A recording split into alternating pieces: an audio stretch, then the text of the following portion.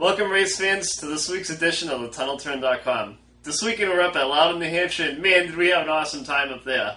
I kind of skipped the show last week because we were getting the RV up there and we had to get everything ready for Louden, so we kind of ran out of time to do this last week. But Saturday we went to the races and we went to the modified race. The modified race was alright. That's usually one of the better races out of the weekend. So we hung out, watched that. That ended up being pretty good. Well, it ended up being alright. Ryan Newman ended up winning that. And we stuck around and watched the nationwide race. The nationwide race was pretty crazy. The last 50 laps of that thing ended up being like a demolition derby. I don't think there was one car after that race that had a straight panel on it. Steve Wallace seemed to find his way into everything somehow. I don't know how he got a top 10 finish because he was in trouble all day with everybody. And then Kyle Busch, of all people, ended up winning again Saturday, so I had a pretty good shot. You got a pretty good picture of him doing a smoke show right in front of us. That was pretty cool. And Sunday, we went to the race, and our seats were on the start-finish line. So I was talking to somebody online today, and they told me that when we were at the race Sunday, it was 103 degrees in the grandstand, which is out of control. I mean, I never drank so much water and iced tea in my life. I had a rag, would dunk it in the cooler just to keep cool. Now I know when you guys are up against it in Alabama, man, it was that hot. I heard Dale Earnhardt was in his car, and he said that his radio went in to Steve Letarte, and he's like, it's so hot in this car, he said he could feel his face blistering. He said it was out of control inside those cars. But it was a hot one on Sunday. That was a really good race, though. There was action all day long. I listened to Dale Earnhardt's radio all day, and he had a tire issue all day long from the get-go in that car. He said that every time when he was going through the corner, the right rear would roll over and start chattering on him. And, man, he was getting so frustrated in that thing, but I can't blame him. He came in and he pitted, and they made a couple of adjustments on the car, and everything they tried to do with that car on Sunday, nothing was helping that chattering issue. He fought that thing all day long.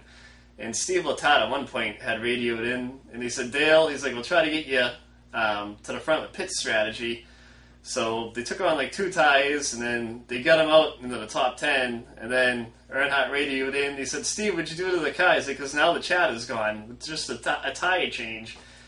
So he ran on that set of tires for a while, and he said the car was awesome. And then with only a handful of laps left, he had to come in again, and he took on 2 rights, and he said the tire chatter was back when he went back out on the track. And then he came in again under caution, and he took on 2 lefts, so he had 4 fresh tires for the remaining how many laps were left in the race. And he ended up coming out with a 15th place finish, which was pretty good because I listened to him all day long, and that car was horrible. He said it had no motor in the thing. It wouldn't pull out of the corners.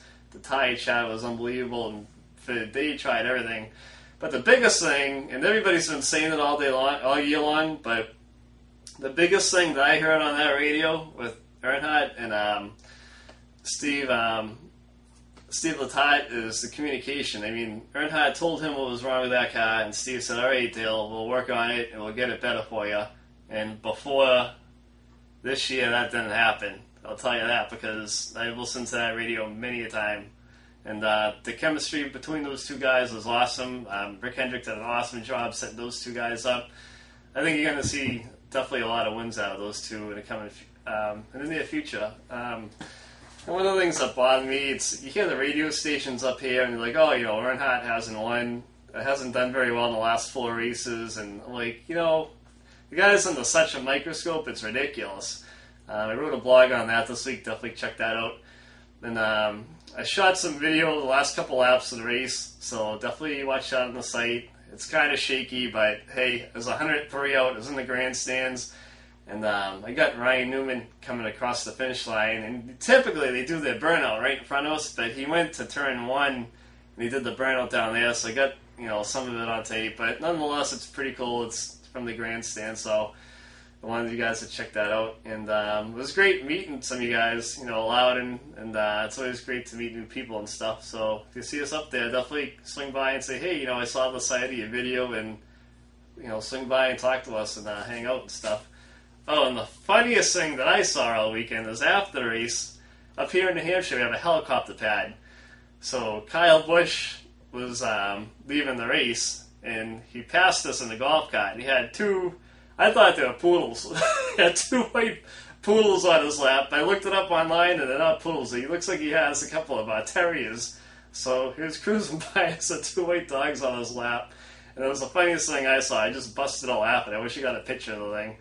So off in his chopper he went, and that was pretty funny stuff. So, but until next week, I'll see you guys later, and thanks for watching the videos, and hey, keep checking out the site. I blog all the time.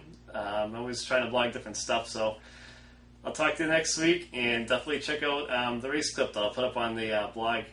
Take care. Have a great day. Goodbye.